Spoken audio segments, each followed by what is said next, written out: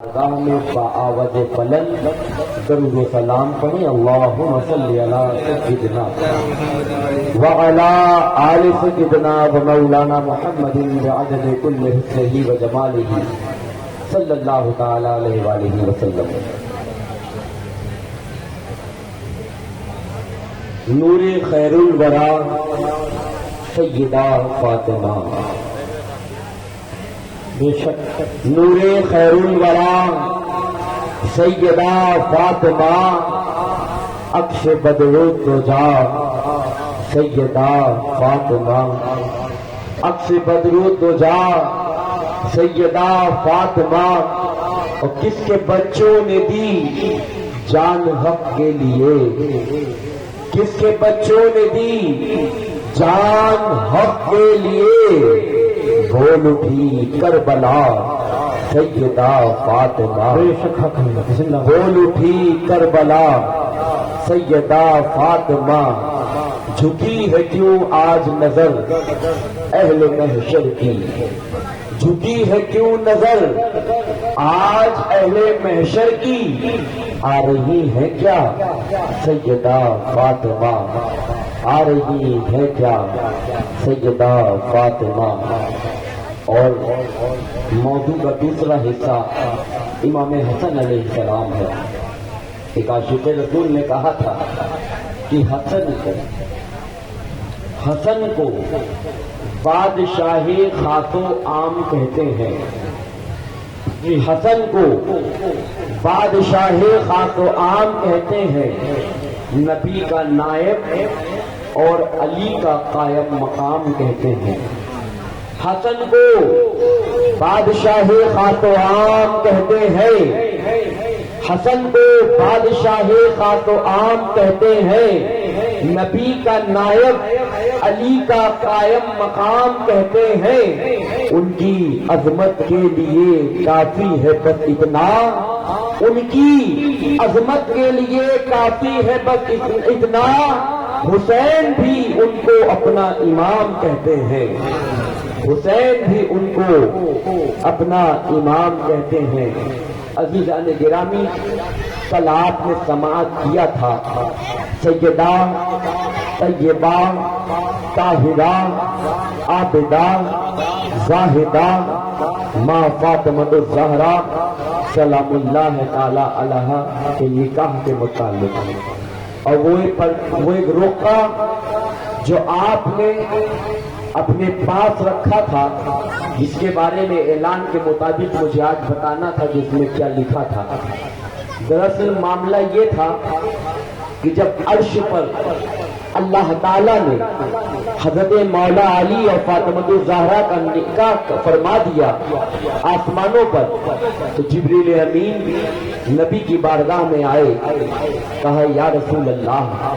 اب ایک بات یاد دلاتا چلوں کہ جبریل امین کے آنے سے پہلے بہت سے صحابہ نے حضور کی بارگاہ میں یہ خواہش ظاہر کی تھی کہ یا رسول اللہ، اگر آپ اپنی لفظ جگر کا نکاح میرے ساتھ فرما دیں، پوری زندگی پھولوں کی طرح رکھوں گا، پوری زندگی کوئی زحمت نہیں ہونے دوں گا۔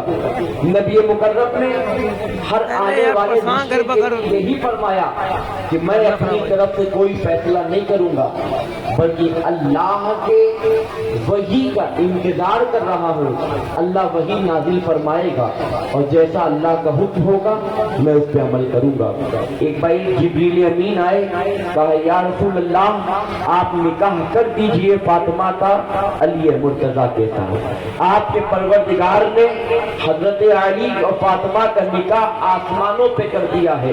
نبی کریم نے حضرت جبریل سے پوچھا، اے جبریل بتاؤ، آخر فاطمہ میری بیٹی کا نکاح آسمان پہ ہوا تو بتاؤ خطبہ نکاح کا کس نے پڑھا؟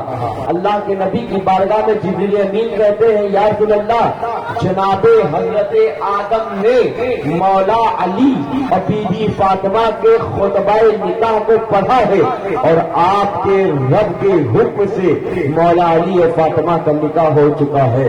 اور اے اللہ کے رسول، صرف نکاح ہی نہیں ہوا بلکہ اللہ تعالیٰ نے فاطمہ اور علی کے نکاح پر فرشتوں میں تقسیم کرا ہے تبرک۔ جبریل امین سرکار کو دکھاتے ہیں، یہ دیکھیے اس کا کچھ حصہ میں یہاں لے کر کے آیا ہوں۔ جب جبریل امین نے ہاتھ کھولا تو اس میں چھوارا رکھا ہوا تھا، تو جنت کا چھوارا تھا۔ یہ نکاح کے وقت چھوارے جو رکھے جاتے ہیں اسے برکت کا سبب سمجھا جاتا ہے کہ مولا علی اور مولا علی مرتضیٰ اور سیدہ کا نکاح جب آسمانوں پہ اللہ نے کیا تھا تو اللہ تبارک و تعالیٰ کے حکم سے چھوارے فرشتوں میں تقسیم ہوئے تھے۔ ایک روایت میں ہے کہ جبریل امین لونگ بھی لے کر کے آئے تھے کہ یا رسول اللہ یہ جنت کے دونوں میوے ہیں جو جبریل امین نے فرمایا کہ آپ کی بیٹی فاطمہ اور علی مرتضیٰ کے نکاح پر بٹے ہیں۔ بہرحال اللہ کے نبی کو جبریل عرض کرتے ہیں یا رسول اللہ آپ زمین پر فاطمہ علی کا نکاح کر دیں۔ اللہ تبارک و تعالیٰ کی طرف سے ان کا مہر جو آسمانوں پہ مقرر ہوا ہے وہ 400، توجہ دیجیے گا، 400 مثقال چاندی، 400 مثقال چاندی۔ میرے خیال سے اگر اس 400 مثقال چاندی کو اگر ہم اس زمانے میں اس کو جوڑیں گے تو تقریباً 1 کلو 600 گرام اور کچھ ملی گرام چاندی بنے گا۔ اس زمانے کے اعتبار سے 1 کلو تقریباً 1 کلو 600 گرام اور کچھ گرام، یعنی کہ 1.5 کلو سے بھی زیادہ چاندی۔ اتنی چاندی کا مہر اللہ تعالیٰ نے مولا علی اور سیدہ کا مقرر کیا۔ اللہ کے نبی بی بی فاطمہ کے پاس آتے ہیں، کہتے ہیں فاطمہ تمہارا مہر اللہ نے مقرر کیا ہے، علی کے ساتھ تمہارا جوڑا مقرر کیا ہے اور آسمانوں پہ تمہارا نکاح ہوا۔ حضرت سیدہ عرض کرتی بابا مولا علی مرتضیٰ کے بارے میں جو آپ فرما رہے ہیں مجھے علی قبول ہے۔ حضور نے فرمایا فاطمہ تمہاری کیا رائے ہے؟ سیدہ فرماتی ہیں رسول اللہ مجھے علی قبول ہے۔ یہ تو ایک ظاہری مہر ہے 400 مثقال چاندی، میں تو آپ کی بیٹی ہوں، یہ تو دنیا کے مہر بنتے ہیں سونے چاندی اور دولت۔ یا رسول اللہ میں آپ کی بیٹی ہوں، جب بیٹی نبی کی ہوں، افضل نبی کی ہوں، تو میرا مہر بھی سب سے الگ ہونا چاہیے۔ جو مہر آج تک زمین پر کسی نبی کی بیٹی کو نہ ملا ہو، جو مہر آج تک زمین پر کسی عورت کو نہ ملا ہو، یا رسول اللہ میں وہ مہر چاہتی ہوں، اور اے اللہ کے رسول میں اپنا مہر خود اللہ تعالیٰ سے لوں گی۔ سیدہ کا اختیار تو دیکھیں، کہتی ہیں اللہ کے رسول میں اپنا مہر خود اپنے پروردگار سے لوں گی۔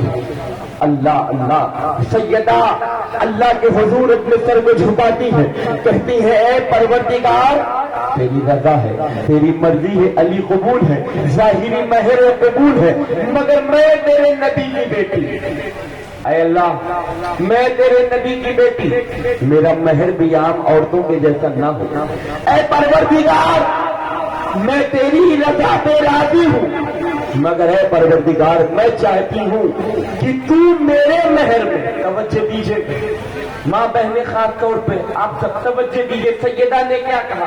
اے پروردگار میں چاہتی ہوں کہ تو میرے مہر میں مجھ سے یہ وعدہ کر لے کہ قیامت کے دن جب سورج بہت قریب ہوگا، زمین تانبے کی طرح تانبے کی ہو کے دہک رہی ہوگی، سورج قریب ہوگا، لوگوں کے دماغ کھول رہے ہوں گے، لوگ اپنی بدعمالیوں کی وجہ سے سزا میں مبتلا ہوں گے، اے اللہ وعدہ کر کہ میرا مہر یہ ہوگا کہ اس قیامت کے دن تو میرے بابا کی امت کی مغفرت فرما دے، بابا کی امت کی شفاعت اپنی بارگاہ میں قبول کر لے۔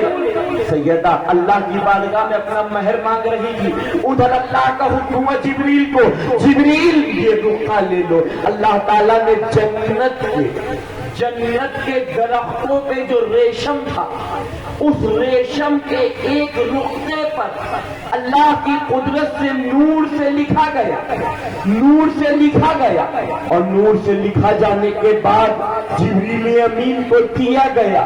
جبریل امین جنت کے ایک ریشم کے رخے کے اوپر نور کے قلم سے جو اللہ کے حکم سے لکھا تھا لاتے ہیں، سرکار کی بارگاہ میں حاضر ہوتے ہیں، وہ رقعہ حضور کی بارگاہ میں پیش کرتے ہیں کہ مرحبا یا رسول اللہ، اے آقا آپ کو مبارک ہو، آپ کی بیٹی نے جو مہر اپنے خدا سے مانگا تھا خدا نے قبول کر لیا ہے، لیجیے فاطمہ کو دے دیجیے گا۔ کہ ہاں اللہ نے اس کے مہر کو صرف قبول ہی نہیں کرا بلکہ فاطمہ کو لکھ کے رکھ دے رہا ہے کہ روز قیامت علی اور فاطمہ کے نکاح کے مہر کے عوض اللہ تعالی نبی صلی اللہ علیہ وآلہ وسلم کی امت کی شفاعت کو قبول فرمائے گا اور مغفرت فرما دے گا۔ زندہ باد۔ میں نے کل آپ کو یہی پہ چھوڑا تھا نا کہ مولا علی سے سیدہ نے ایک رقعہ دے کے کہا تھا کہ اسے میرے ساتھ میری قبر میں رکھ دیا جائے۔ حضرت علی مرتضیٰ نے اس وقت کہا تھا اے فاطمہ بتاؤ آخر اس میں کیا ہے؟ حضرت فاطمہ نے عرض کیا تھا اے میرے شوہر نامدار، یہ راز میرا اور میرے پروردگار کے درمیان کا ہے، میں اسے پوری زندگی میں